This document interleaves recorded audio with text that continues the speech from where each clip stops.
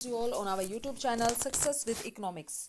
आज हम Haryana board of school education का क्लास 12th इकोनॉमिक्स के जो प्रीवियस ईयर क्वेश्चन पेपर हमने स्टार्ट कर रखे हैं 2021 का सेट डी आज हम डिस्कस करने वाले हैं, जिसमें 40 क्वेश्चन 1 मार्क्स के और 40 क्वेश्चन सब्जेक्टिव टाइप थे, जो कि अभी आपके सामने मैं डिस्कस करूँगी। तो हम स्टार्ट करते हैं सेट डी 1 मार्क्स के। पहले हम क्वेश्चन करेंगे। ये देखिए, फर्स्ट क्वेश्चन, निम्नलिखित में से कौन सा चर व्यष्टि अर्थशास्त्र का उदाहरण है? Which of the following is an example of micro economic variable? राष्ट्रीय आय, श्रम का उत्पादन, कीमत स्तर, या इनमें से कोई नहीं। प्राइस लेवल, क्योंकि हमें पता है माइक्रो इकोनॉमिक्स को हम प्राइस थ्योरी या उसमें प्राइस की हम बात करते हैं, तो प्राइस लेवल माइक्रो इकोनॉमिक्स का एक वेरिएबल है। उसके बाद है सेकंड क्वेश्चन, कार और पेट्रोल की डिमांड कैसी कहलाती है? पूरक, कॉम्प्लीमेंट्री गुड। अब है थर्ड, जब मांग में प्रतिशत परिवर्तन कीमत में प्रतिशत परिवर्तन से ज़्यादा हो जाता है, कि कीमत में थोड़ा चेंज हुआ लेकिन डिमांड में बहुत ज़्यादा चेंज हुआ, इसका मतलब क्या है? वो इलास्टिसिटी वहाँ पर क्या होगी? इलास्टिक होगी। B will be right answer. Then four question, तटस्था वक्र मूल बिंदु की ओर होता है, कैसा होता है? तटस्था वक्र की जो शेप है हमारी वो कैसी होती है? कॉन्वेक्स टू द ओरिजिन होती है। उसके बाद है जब सीमांत उत्पादन शून्य होता है तो कुल उत्पादन कैसा होगा? हमने ये लास्ट जो पार्ट किया था या लास्ट हमने जो सेट सी किया था उसमें बहुत बार हमने ये किया कि जब सीमांत उत्पादन हमारा शून्य होता है तो वहाँ पर टोटल प्रोडक्शन हमारा क्या होता है? मैक्सिमम होता है। ये देखिए, मार्जिनल प्रोडक्शन यहाँ पर 0 है और यहाँ पर टोटल प्रोडक्शन क्या है? मैक्सिमम है। तो D will be right answer. Next है, सही समीकरण बताना है, करेक्ट इक्वेशन बतानी है। क्या होगी? Total revenue average revenue upon क्या हो? ये नहीं होता। Average revenue M R upon क्या हो? ये भी नहीं होता। एम आर चेंज की बात करता है, change in total revenue upon change in output, तो यहाँ पर ये सी आंसर ठीक होगा। उसके बाद है, पूर्ण प्रतियोगिता में फर्म के संतुलन की स्थिति क्या होती है? पूर्ण प्रतियोगिता में, परफेक्ट कंपटीशन में एक फर्म इक्विलिब्रियम में कब होगी? जब मार्जिनल कॉस्ट और मार्जिनल रेवेन्यू दोनों बराबर होती हैं, तो A will be right answer. Next है क्वेश्चन नंबर 8, पूर्ति वक्र कैसा होता है? सप्लाई कर्व कैसा होता है? दाईं ओर ऊपर की ओर, यानी कि दाईं ओर ऊपर की तरफ, ऐसी, ये दाईं तरफ ऊपर की तरफ जा रहा है, तो C will be right answer. Then ninth question है, निम्न में से कौन सा मैक्रो वेरिएबल नहीं है, समष्टि तत्व नहीं है? अब समग्र मांग यानी कि aggregate demand, national income, trade cycle, ये सब हम मैक्रो इकोनॉमिक्स में पढ़ते हैं, बट कंज्यूमर इक्विलिब्रियम हम माइक्रो में पढ़ते हैं। तो यहाँ पर इन्होंने पूछा था मैक्रो वेरिएबल कौन सा नहीं है, तो डी ठीक आंसर है। अब कौन सी विधि राष्ट्रीय आय को मापने की विधि नहीं है? राष्ट्रीय आय को मापने की, income method, expenditure method, product method, ये तीन हमने पढ़ी हैं, लेकिन एक्सपोर्ट इम्पोर्ट मेथड ये हमने नहीं पढ़ा। इसका मतलब ये राष्ट्रीय आय को मापने की विधि नहीं है, क्योंकि नेशनल इनकम को जब हम मेजर करते हैं तो वहाँ पर तीन ही मेथड हमने पढ़े हैं। ठीक है। अब है 11th क्वेश्चन, केंज की विचारधारा क्या बताती है? कि मिक्स्ड इकोनॉमी की बात करती है, बिल्कुल ठीक है। गवर्नमेंट के कंट्रोल की बात करती है, ओपन इकोनॉमी, फ्री इकोनॉमी की बात करती है, तो इसका मतलब all of the above. Next है क्वेश्चन नंबर 12, यदि MPC 1 है तो मल्टीप्लायर क्या होगा? मैंने आपको बता रखा है कि ये फॉर्मूला है, k is equal to 1/1 minus MPC। k is equal to, अब यहाँ पर वैल्यू पुट कर देंगे 1 माइनस 0, यहाँ पर MPC कितना है? 1, तो 1/0। अब 0 को हम 1 से मल्टीप्लाई वो डिवाइड करेंगे तो क्वेश्चन क्या आएगा? Infinity. C will be right answer.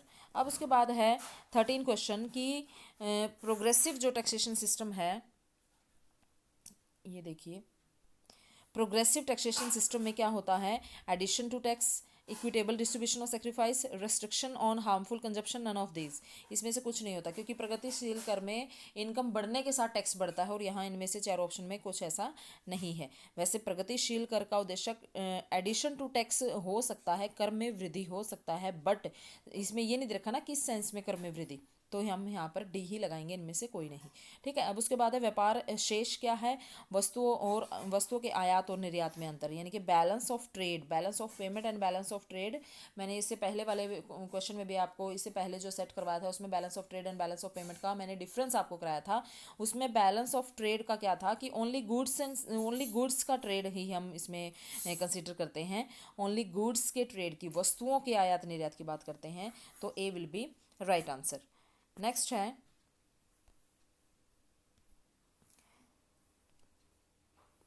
ये question number 15, Pepsi and Coke are example of, ये फिलअप हमने बताने हैं यहाँ पर। ये पेप्सी और कोक दोनों ही क्या है, सब्सिट्यूट गुड है।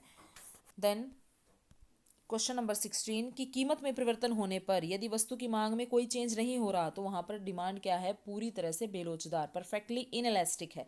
ठीक है, नेक्स्ट है 17 क्वेश्चन, डैश केवल दीर्घकाल में ही लागू होता है, पैमाने के प्रतिफल, साधन के प्रतिफल नहीं। इससे पहले वाली वीडियो में हमने बहुत अच्छे से किया था। Returns to a factor short run में होगा, ये वाला यहाँ पर नहीं होगा। रिटर्न्स टू स्केल यहाँ पर आएगा क्योंकि ये लॉन्ग रन की बात कर रहा है। उसके बाद है selling cost, selling cost monopolistic competition में हम पढ़ते हैं, मोनोपोलिस्टिक कंपटीशन में ही एडवर्टाइजमेंट वगैरह होती है। ठीक है, उसके बाद 19 macro economics is concern with, macro economics किससे कंसर्न है, इंटायर, संपूर्ण, होल इकोनॉमी। ठीक है, 20 क्वेश्चन है जीडीपी एट मार्केट प्राइस निकालना है। ये देखिए जीडीपी एट मार्केट प्राइस में क्या आएगा, NDP at market price plus depreciation, क्योंकि ग्रोस हम जब निकालते हैं तो डेप्रिसिएशन को प्लस करते हैं। अब है measure of value is the dash function of money, value को मापने का जो मनी का, मुद्रा का माप, मनी का कौन सा कार्य है, द्वितीयक नहीं होगा, प्राथमिक होगा, प्राइमरी फंक्शन है। उसके बाद है भारत में 1 रुपये का नोट भारत सरकार जारी करती है, ये ठीक है। एग्रीगेट सप्लाई अगर डिमांड से ज़्यादा है तो वस्तुओं सेवाओं की पूर्ति उनकी मांग से ज़्यादा होगी। ठीक है ना, इस केस में सप्लाई ज़्यादा होती है डिमांड से। देन अगर एम पी सी 0.8 है तो मल्टीप्लायर क्या होगा, अभी मैंने आपको बताया था कि मल्टीप्लायर का फॉर्मूला हमारा k is equal to 1 minus M P C, K is equal to 1 minus 0.8। इसको हम सॉल्व करेंगे, 1 माइनस 0.8, इसका एलसीएम जब हम निकालेंगे तो क्या आएगा यहाँ पर, 10 माइनस 8, 2/10, तो 1/1 ऊपर चला गया हमारा 10 और नीचे 2, 5। तो आंसर क्या आया हमारा यहाँ पर, 5 और 4 में से बताना था, तो 5 आंसर है। ठीक है, आप भी इसको निकाल के देखना और जो आंसर आए मुझे बताना। उसके बाद है एक कर का कराघात और करापात, ये कि इम्पैक्ट भी और इंसिडेंस भी एक ही बंदे पे पड़े तो वो डायरेक्ट टैक्स होता है। ठीक है, अब है जब निर्यात मूल्य से आयात मूल्य कम हो जाता है, यानी कि इम्पोर्ट की जो एक्सपोर्ट की वैल्यू इम्पोर्ट की वैल्यू से कम हो जाती है, तो व्यापार शेष क्या होगा, जब निर्यात मूल्य से आयात मूल्य नहीं, जब एक्सपोर्ट की वैल्यू आयात मूल्य से, निर्यात मूल्य से आयात मूल्य कम हो जाता है, एक्सपोर्ट की वैल्यू ज़्यादा और इम्पोर्ट की कम, इसका मतलब तो फेवरेबल है, अनुकूल होगा। अब उसके बाद है ट्रू एंड फॉल्स, मांग का नियम सार्वभौमिक है परंतु यह कुछ अवस्थाओं में लागू नहीं होता, बिल्कुल ठीक है। जैसे गिफन गुड के केस में लॉ ऑफ डिमांड अप्लाई नहीं होता है, तो ये ट्रू है। अब उसके बाद बजट रेखा को सम उत्पाद रेखा भी कहते हैं, budget line is also known as iso product, iso product नहीं, इसको प्राइस लाइन बोलते हैं, तो ये फॉल्स है। उसके बाद पूर्ति और स्टॉक में कोई परिवर्तन नहीं होता, ये भी फॉल्स है, होता है दोनों में चेंज। ठीक है, औसत आय वक्र मांग वक्र भी कहलाता है, average revenue curve is also known as demand curve, औसत आय वक्र मांग वक्र भी कहलाता है, ये ठीक है। एवरेज रिवेन्यू को हम डिमांड कर्व या प्राइस लाइन भी बोलते हैं। जिन वस्तुओं के विभिन्न उपयोग होते हैं उनकी मांग की लोच जो है वो लोचदार होगी, ये भी ट्रू है। साधन लागत पर जीडीपी हमारी क्या होती है, फैक्टर कॉस्ट पर अगर हम जीडीपी निकाल रहे हैं तो डेप्रिसिएशन, जीडीपी निकाल रहे हैं तो डेप्रिसिएशन प्लस होगा, और इन्होंने माइनस करके दिखा रखा है, इसका मतलब ये फॉल्स है। उसके बाद है मुद्रा में केवल करेंसी नोट शामिल किए जाते हैं, money consist of currency note only, but money currency में डिमांड डिपॉजिट वगैरह भी होते हैं, ये फॉल्स है यहाँ पर।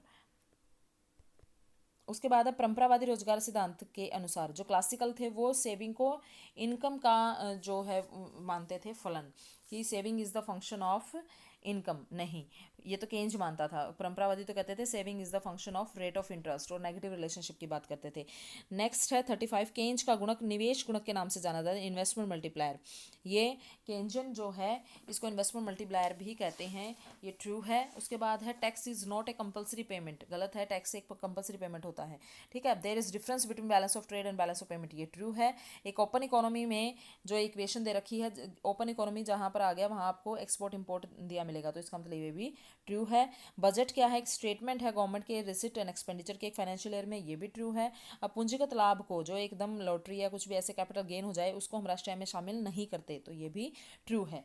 ये आपके 1 मार्क्स के 40 क्वेश्चन 2021 का जो सेट डी हमने किया है उसके 40 क्वेश्चन 1 मार्क्स के कंप्लीट हो चुके हैं। इससे नेक्स्ट पार्ट में हम सब्जेक्टिव टाइप जो 40 मार्क्स के क्वेश्चन होंगे वो करेंगे। आई होप आपको ये वीडियो बहुत पसंद आई है। Please like and share this video. Thank you very much.